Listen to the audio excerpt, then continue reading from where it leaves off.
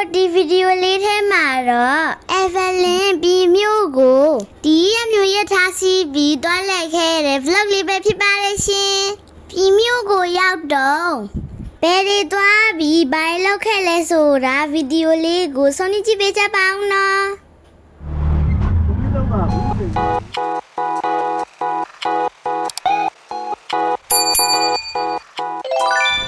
အခု Evelyn ကပြည်ပူရာကနေတဲမဲဟိုတယ်ကိုတွားနေရပဲဖြစ်ပါတယ်ရှင်။အိုးဝင်ငါခါကတော့4000ပေးရပါတယ်ရှင်။ဒီကခုနကနေရတာဟုတ်တယ်ဟုတ်ညပိုင်းကျခလေးနေတဲ့ကြောက်တော့တယ်မီဒီပိုင်းထုံးမယ်ဟုတ်ဒီနဲ့ပိုင်းချန်လေး Evelyn တို့တက်ခဲ့တဲ့ဟိုတယ်ကတော့ဟိုတယ်အီယာဝတီပဲဖြစ်ပါတယ်။ရဲသွားပြန်ကြည့်တော့ဘုန်းနံပါတ်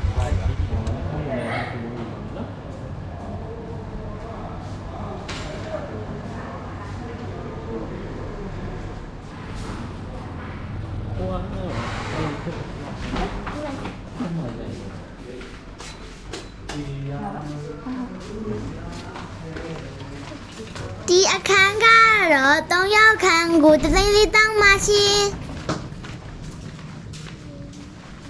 အခုလိုလာရှင်လို့ဆက်ဆောင်နာမည်က0တောင်းနေမှာနော်ဟုတ်ကဲ့ပါမတို့ကကြတော့လေအမရေဘူးမပြောတောက်ကြီးလေးရေတန်လေးထည့်ပေးမယ်အပြင်မှာဝါတာကိုလာမှာဒီလောက်ဖြစ်လို့ရနော်ဟုတ်ကဲ့ဟုတ်အခန်းရှိကနေလမ်းကြီးရလို့ရှိရင်အေယာဝတီမြစ်ကြီးနဲ့နဝဒေးတသားကိုလမ်းမြင်နေရပါလေရှင်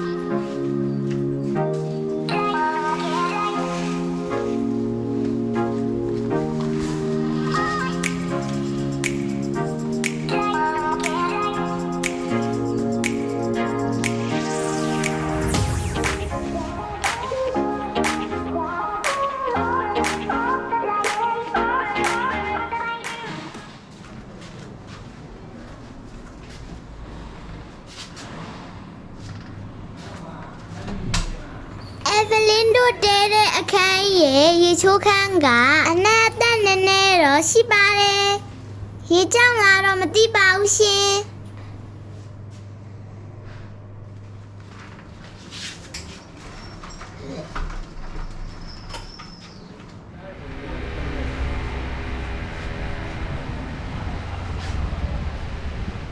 ။အခုကတော့ဟိုတယ်မှာခဏနာပြီးတော့နေ့လည်စာသွားစားမှာပဲဖြစ်ပါတယ်။ပြည်မြို့မှာစားကောင်းနေဆိုပြီးတော့နာမည်ကြီးတဲ့မိသားသမင်းကျော်သုံးဆိုင်မှာသွားစားခဲ့ပါတယ်။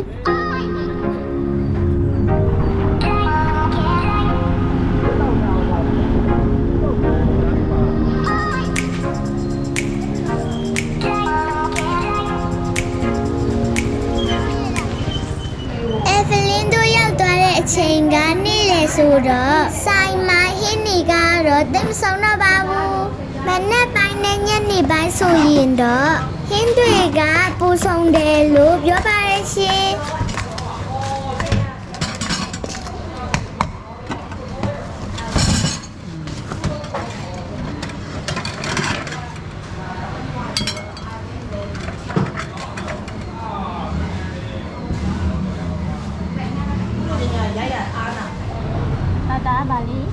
ဒါလေးကငါဖဲချက်တလုံးပါရှာ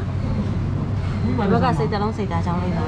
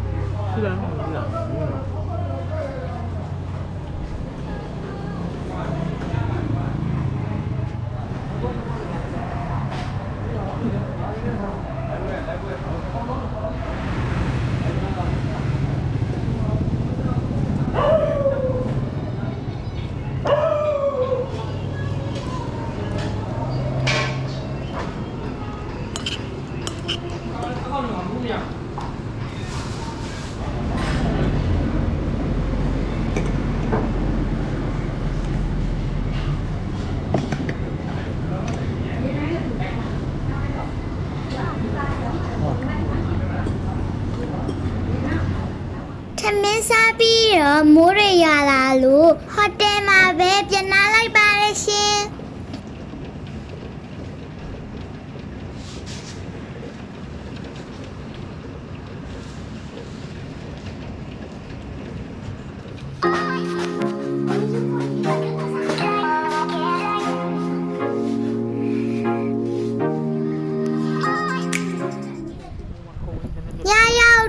ခိတရညစီကိုတွားခဲ့ပါရရှင်ညစီကဟိုတယ်ရှိနားမှာပဲဆိုတော့လမ်းလျှောက်ပြီးတော့ပဲတွားခဲ့ပါတယ်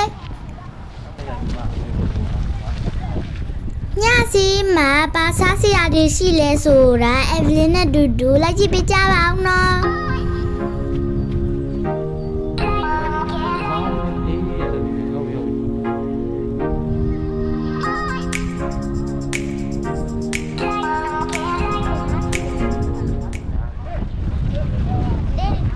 သမီးကလားဟိုမိုးကောက်အုပ်ထားလေ အုတ်ထုတ်စားမယ် ဒီလား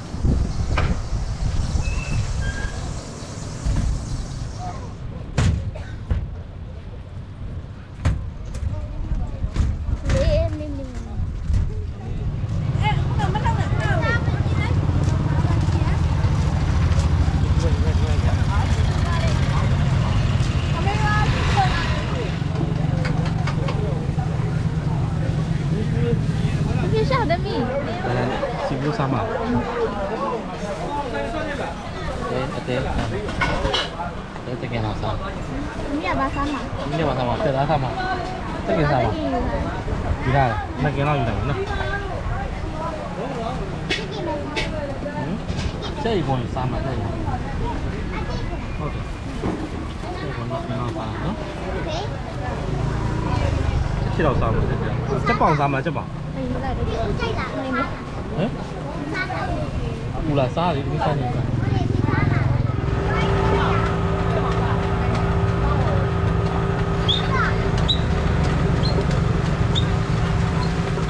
မရောက်လာတာအဲ့ကြောက်ကြော်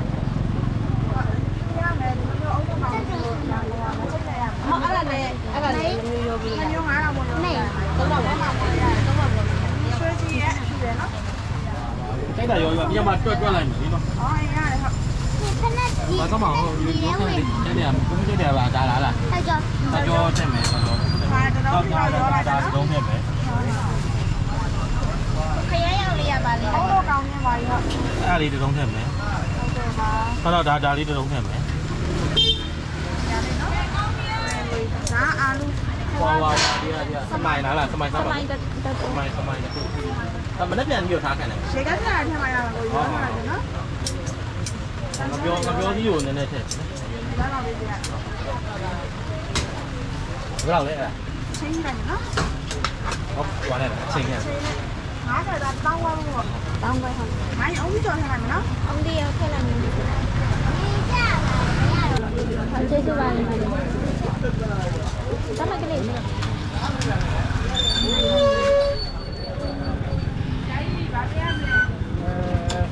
ဘာလေးတွေရောင်းလဲလာတာကြီးရွနော်လာကြရောဟုတ်လာကြည့်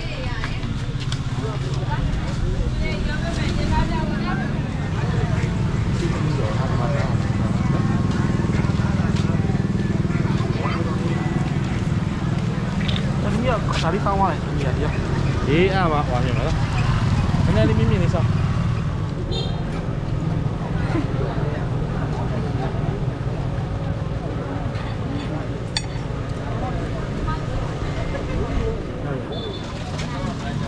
ဒါဆိုလိုက်ဒီ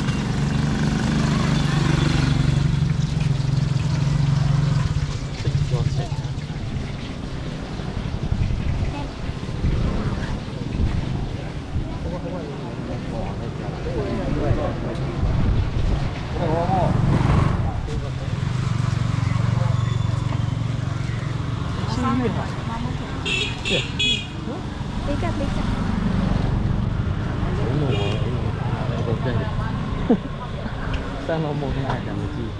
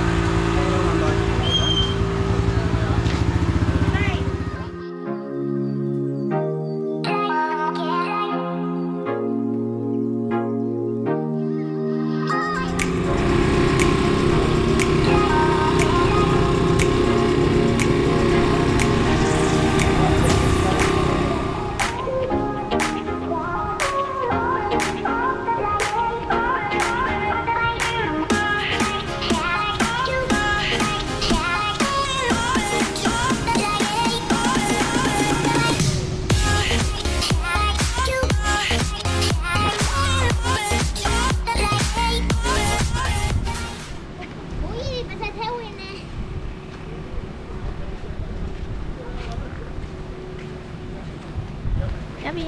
မိုးကြီးပဲဆက်သေးဝင် ရှိမှတော့မရှိတော့ဘူးအကုန်သားတော့ရှိသလား ကြည့်လိုက်ပါ ဟုတ်တယ်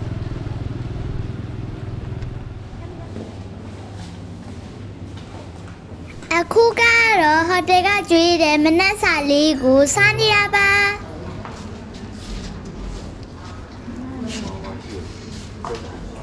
ဗီတာမင်တော့ပဲဒီမှာ ဟုတ်ရမှာဗီတာမင်တော့လေ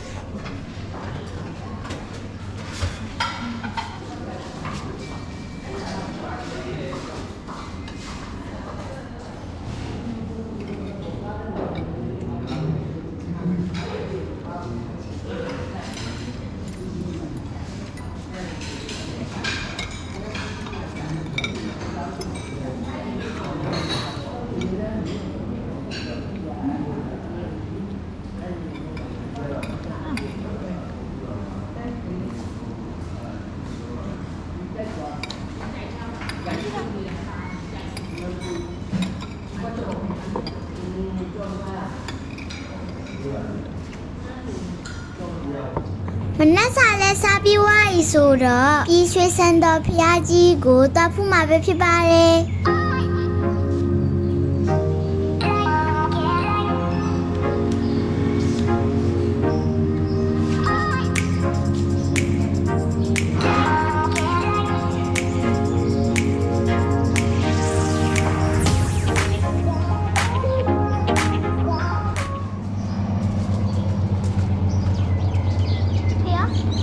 အိမ်မှာပဲရပါ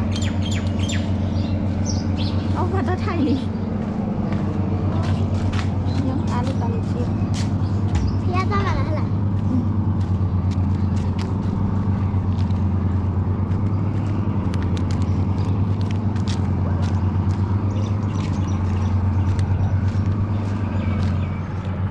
အတဲမောကြီးလားအဲ့ပေါင်နာကိုကိုင်းပြီး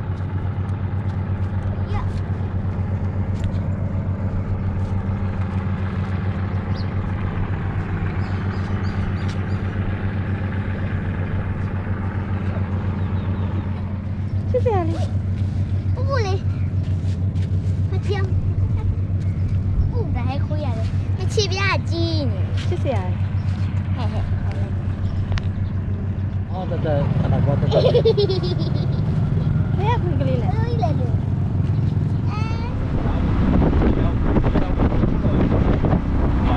လိုက်ပြီလက်ဆောင်လိုက်ပြီ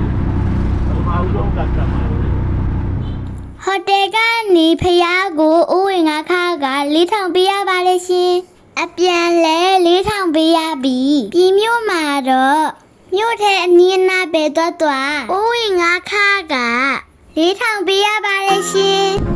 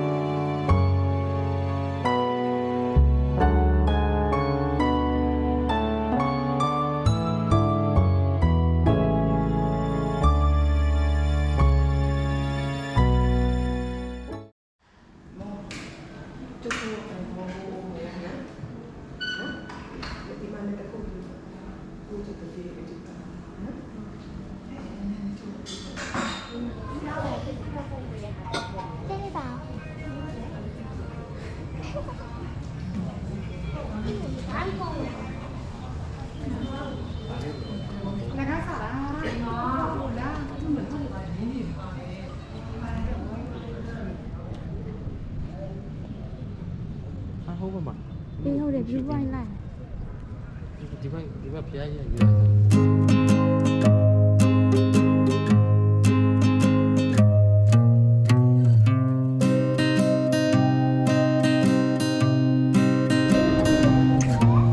လား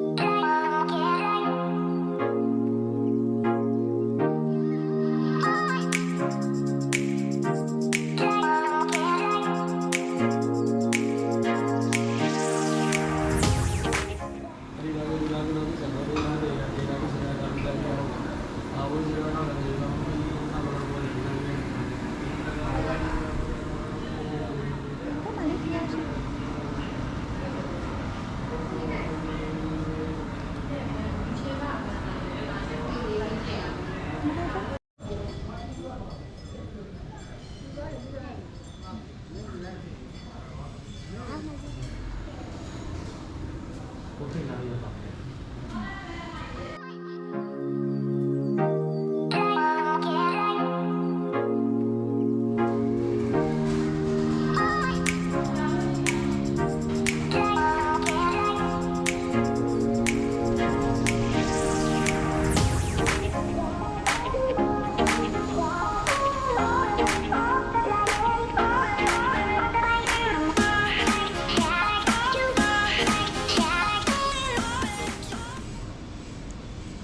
ရွှေစံတော်ဖျားဖူးပြီးသွားတော့ဟိုတယ်မှာချက်အောက်လုပ်ပြီးရန်ကုန်ပြန်ဖို့အတွက်ပြည်ပူရာကိုထွက်ခဲ့ကြပါရဲ့ရှင်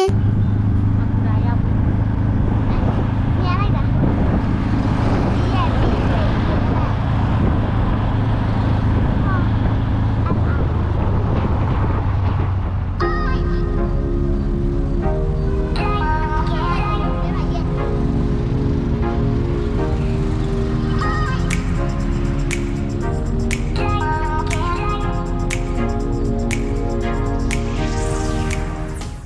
ဒီတစ်ခေါက်ကတော့ပြည်ကိုတညအိတ်ခရီးပဲလာခဲ့တာမို့လို့နေရဆောင်အောင်တော့မလဲဖြစ်ခဲ့ပါဘူးရှင်ပြည်မြို့ကိုရောက်ရင်ဘယ်နေရာတွေကိုသွားလဲတင်လဲဘယ်နေရာမှာတဲတင်တယ်လဲဘယ်ဆိုင်တွေမှာစားကောင်းကြလဲဆိုတာကိုကွန်မန့်မှာမှတ်ပေးကြပါဦးနော်ဗီဒီယိုလေးကိုဆုံးဖြတ်ကြည့်ပေးကြတဲ့အတွက်အားလုံးကိုကျေးဇူးတင်ပါတယ် Bye bye thanks for watching